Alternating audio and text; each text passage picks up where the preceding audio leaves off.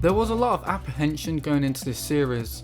A lot of people really didn't expect X-Men 97 to amount to much of anything. First, there's the fact that Marvel are no longer the seemingly indestructible juggernaut that they were only a few years ago. To talk any more about the MCU's recent failings would be to beat a dead horse. This was the MCU's first crack at the X-Men, and people had lost faith in the MCU and therefore didn't trust them to do these iconic characters justice. Then you also have to contend with this being a sequel to X-Men the animated series. Firstly, some people won't watch this show because they don't want to watch the original series. Depending on who you ask, X-Men the animated series has either stood the test of time and is still one of the best X-Men projects ever made, or it's now starting to show its age despite its iconic status. Regardless of where you yourself sit on that spectrum, not everyone is willing to roll the dice and potentially sit through 76 episodes that they're not enjoying just so that they can watch a show made by a studio that they have no faith in. And then you'll have some people who do watch the original series, don't like it, and then decide not to watch this new series because of that. And then you also have the opposite problem, where you get people who love the original series and will only compare this new series to what came before. And then of course you also have the firing of showrunner Bo DeMaio not long before the show's premiere. A move so unprecedented that it's led to lots of speculation as to what this man could have done to result in his exit from the series. As Gambit would say, the cards were stacked against this show, and yet somehow X-Men 97 ended up being incredible.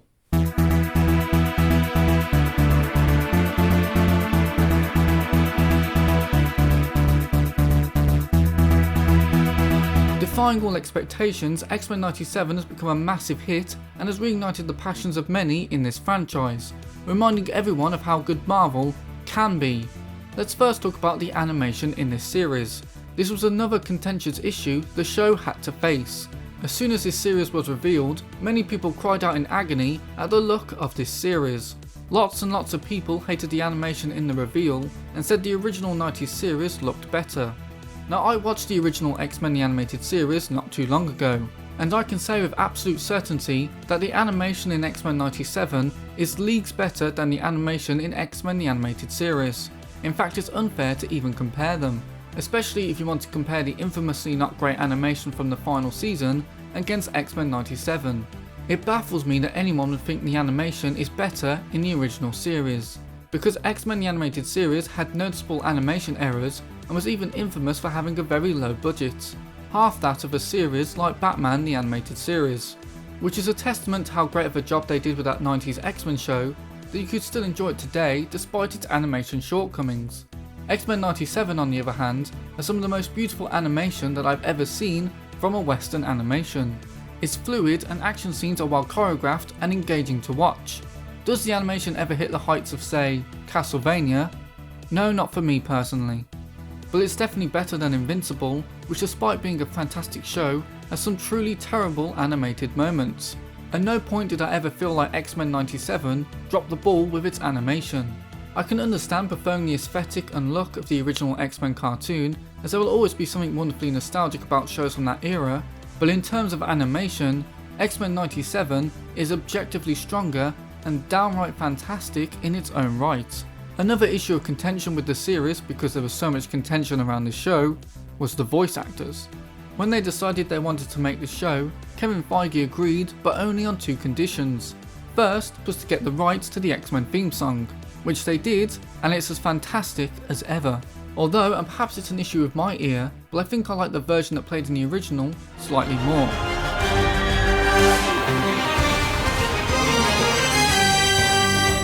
They're both basically the same, but I think I personally enjoyed the classic version more. The other condition was that the original voice cast had to return. Now unfortunately, not all of them could return. Norm Spencer, the voice of Cyclops, and David Hemblen, the voice of Magneto, had both sadly passed away before this new series began. And characters like Jean Grey, Morph, Gambit, Jubilee, Bishop and Professor X were also recast. Although in their cases the original voice actors were brought back to voice other characters, such as Chris Potter, the original voice of Gambit. I like solitaire, okay? Unless I got someone to play with.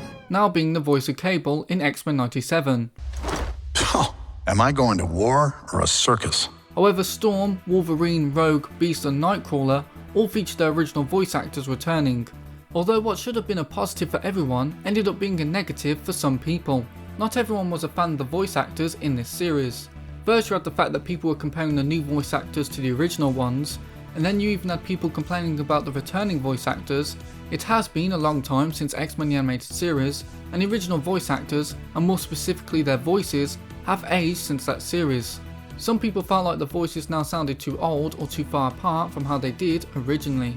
In my personal opinion, any issues that you may have with the voice acting should disappear the more you watch the episodes, because I think you just need to get accustomed to how the characters sound in this series.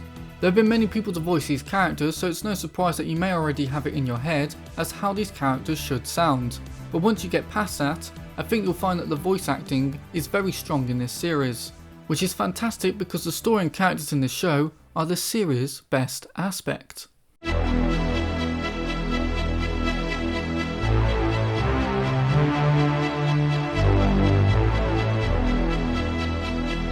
It can sometimes be hard to remember, but the Avengers weren't Marvel's most famous characters. In fact, once upon a time, a lot of Marvel's characters were regarded as subpar by general audiences. When Marvel were facing bankruptcy in the late 90s, they offered Sony the rights to almost every Marvel character for approximately $25 million. Sony instead bought the rights to just Spider-Man for approximately $7 million and basically said, no one cares about the other Marvel characters. That almost every Marvel character excludes the X-Men, whose rights had already been obtained by 20th Century Fox earlier in the decade. Like Spider-Man, the X-Men were some of Marvel's most beloved and popular characters, and X-Men 97 has come back to prove that. I went into this series with one hope, that they would do Cyclops justice. I loved Cyclops. Even when I was a little kid watching the original X-Men films, I was always fascinated by Cyclops, and his death in X-Men The Last Stand always felt like a waste of potential. He was the leader of the X-Men, yet he was pushed to the side so that Wolverine could shine. It gets worse when you start looking at the version of the character in the comics and you realise how legitimately great Cyclops as a character is. And yet most people were unaware of that, and for the past few decades, Cyclops has been viewed as nothing but a bland, boring, uptight fart. So I crossed my fingers and hoped that he would at least get one cool moment in this series.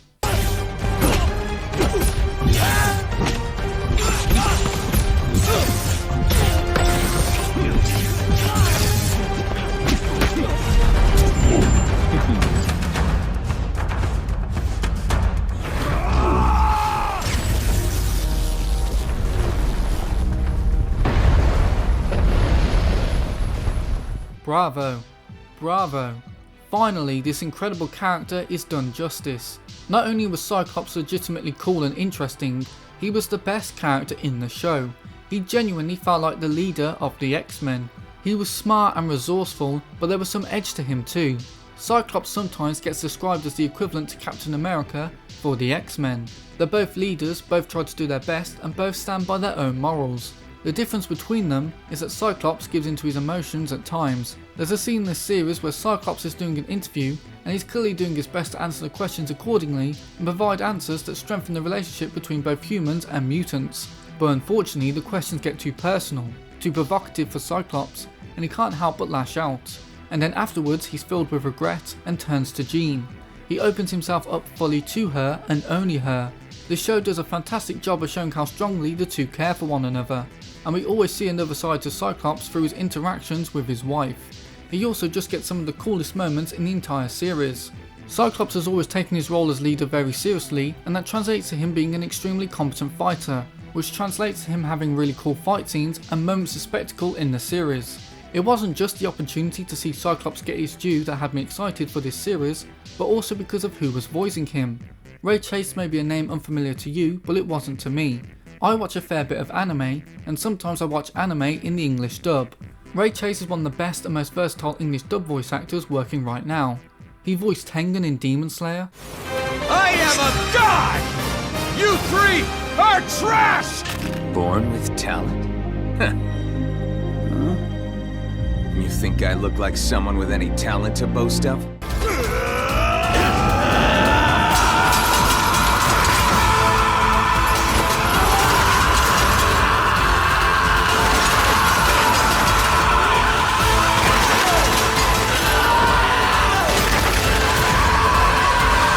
Sukuna in Jujutsu Kaisen, The moonlight's illumination makes it easier to see how pathetic you are. Panda! Hurry up and run! No, you won't. I hereby forbid every person in a 100-meter radius from moving until I say the word now. Not yet. Fyodor Dostoevsky in Bungo Stray Dogs, I'm a little surprised by the way you've behaved in this game. This is too much fun. and the subway announcer in Persona 5. I think that's me. Where? There's two subway announcers. Let's hear.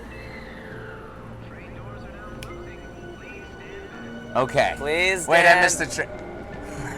As you could hopefully tell, he's a fantastic voice actor and he does a brilliant job in both bringing this version of Cyclops to life whilst honouring the performance of Norm Spencer, who came before him.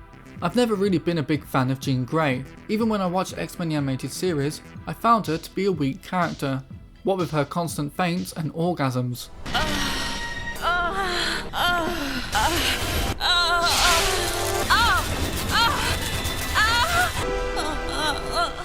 Well, I've got to say, I found her to be one of the best characters in this series. Now from this point onwards, there will be spoilers. I know, weird time to do a spoiler warning, but I'm just going to be mentioning a lot of spoilers from here on out. Such as how I didn't just like Jean Grey, I also really liked Madeline Pryor too. Both characters were so entertaining to watch, and I enjoyed their messy relationship with Cyclops too, as well as their relationship with Cable. I'm so glad that we finally got to see Cable's birth adapted onto screen, and seeing him interact with both Cyclops and Jean Grey was a joy. It was also a joy to see Jean Grey actually do things without fainting for once. Now that's character development.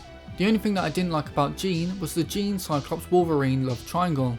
I've always hated this because I always sided with Cyclops, and it makes me dislike both Jean Grey and Wolverine. To Wolverine's credit, he does tell Jean to be with Cyclops. The X-Men franchise is able to do many things well, but love triangles is not one of them. Although in this case, I don't know if you could call it a love triangle, it's more whatever this shape is. It's kind of like a lightning bolt or Harry Potter's scar. But anyway, I hated that they included the love triangle, but it didn't stop me from loving Jean Grey's character.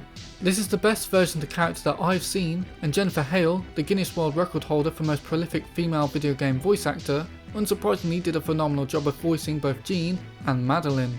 I said Cyclops was the best character in this show, and the second best would have to be Magneto. We go on quite the journey with Magnus in this series. We see him try and reform and become the new leader of the X-Men. We see the hopes of being wrong obliterated before him, and then we watch as he rejects Xavier's lessons and returns to who he was. He was a fantastic character, and whilst Magneto has always been morally ambiguous, it was nice to see him try and be good and try to be better. The only thing I didn't like about Magneto in this series was his relationship with Rogue. I know that it happened in the comics, but just like the Wolverine Jean Grey Cyclops love story, it's one of those things that I wish stayed in the comics. First, because of the age gap, that won't bother everyone, but it did bother me. Second, it just feels like a weird pairing. I understand that Rogue would be happy because she can touch someone, but I don't know why Magneto would want to be with Rogue. And third, because like most people, I want Rogue and Gambit to be a thing. And fourth, it's another love triangle. And like I said earlier in the video, X-Men can't do love triangles well. Like with Cyclops, I sided with Gambit, and it made me like both Magneto and Rogue a little less. However, outside of this, Magneto was a really good character. And if it wasn't clear before, it's obvious now why he's the most popular and iconic X-Men antagonist. Speaking of Rogue, she was all over the place this series, but in an interesting way. Of all the characters who could go rogue in this series, I oddly didn't expect it to be Rogue. But with Rogue's troubled upbringing and having to deal with Gambit's death, as well as Magneto's influence, it was really no surprise to see her fall down a darker path. In the original series, Rogue always felt like a bright beacon of hope, at least to me. She always saw the best in people, so it was effectively shocking watching her character fall so low this series. I wasn't surprised to see her return to the side of good, but outside of time travel, I don't know how she'll be able to shake off her experiences this season. In my X-Men the Animated Series video, I spoke about how I wasn't a big fan of Jubilee in that series, and how she was just sort of there a lot of the time. She was the new kid, the audience insert, but instead of people connecting with that character, everyone just fell in love with the other X-Men. So I was astounded to discover how much I liked Jubilee in X-Men 97.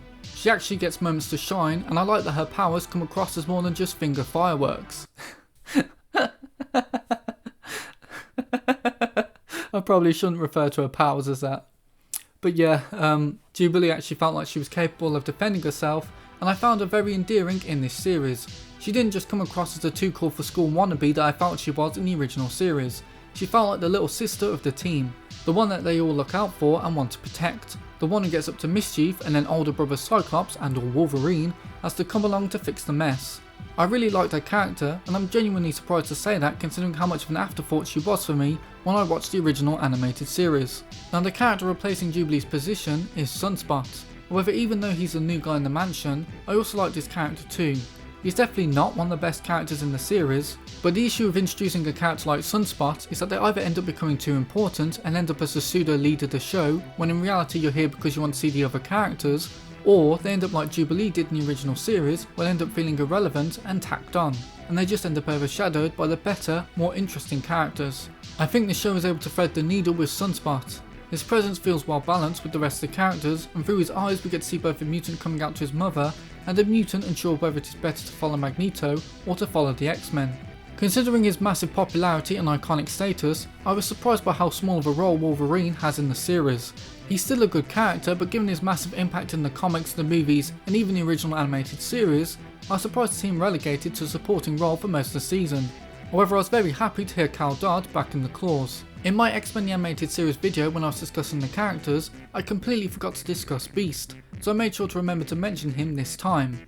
Unfortunately, there's not really much to say about him. Like Wolverine, he's relegated to a background player for most of the show. It's not an issue for these characters to be pushed to the sideline. X-Men 97 is already confirmed for a season 2, and I believe maybe even a season 3, so there is opportunity for them to shine later, but in this first season, they were not the focus. Unlike Storm, who goes off by herself to have a character adventure with Forge and fix her haircut. I am Storm, Mistress of the Elements! You're a hero. With a shit haircut.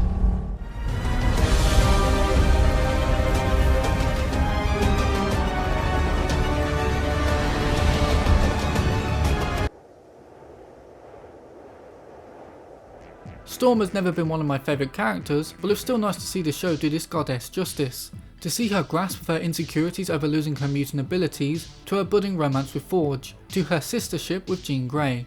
This show dived deep into Storm as a character, and it worked wonders. Plus, I absolutely loved the new suit she got. In fact, all the new suits they got at the ends look so cool. Who else haven't I mentioned? So I've done Wolverine, I've done Cyclops, I've done Jean Grey, I've done Beast, I've done Rogue. Oh, Gambit! This might sound odd considering he got a really badass moment, but Gambit took a bit of a backseat alongside Beast and Wolverine. Yeah, he got a cool moment, but outside of that, he was more here to develop Rogue's character, which isn't an issue, but it does mean that Gambit's early death gave him less time to shine. But when he did shine, he damn near stole the entire show.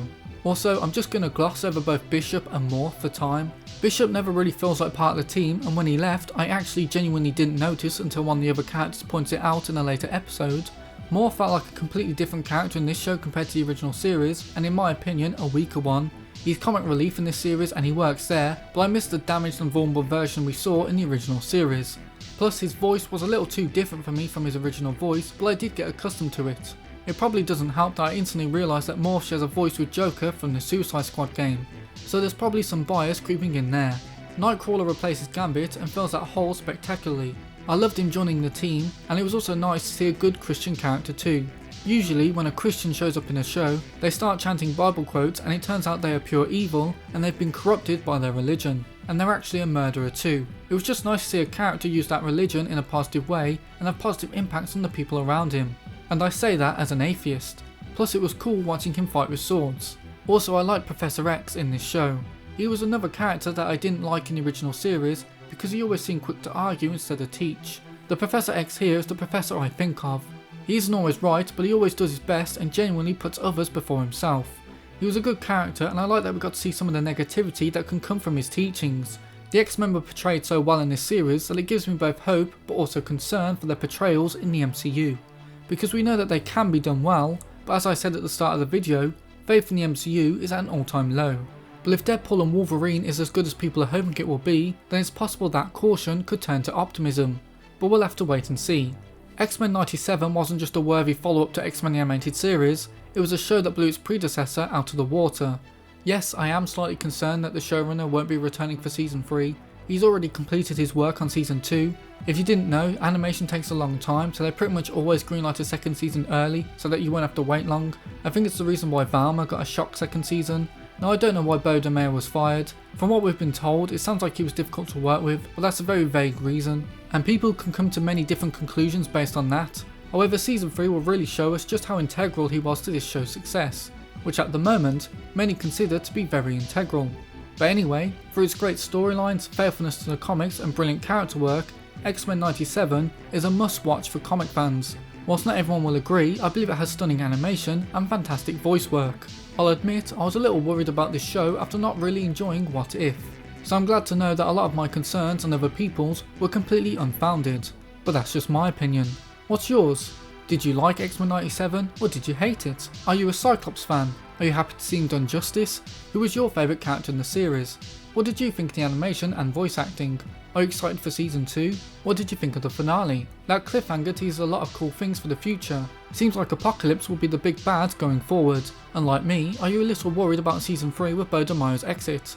Let me know the answers to all those questions as well as your general thoughts in the comments below. And when you're down there, be sure to hit the like button. It significantly boosts this video in the YouTube algorithm. And if you're feeling especially generous, then do consider subscribing. I'm aiming to hit 1,000 subscribers before the end of the year. It's looking very doable. But anyway, thank you so much for watching, I really appreciate it, and I hope to see you in the next video. Bye bye.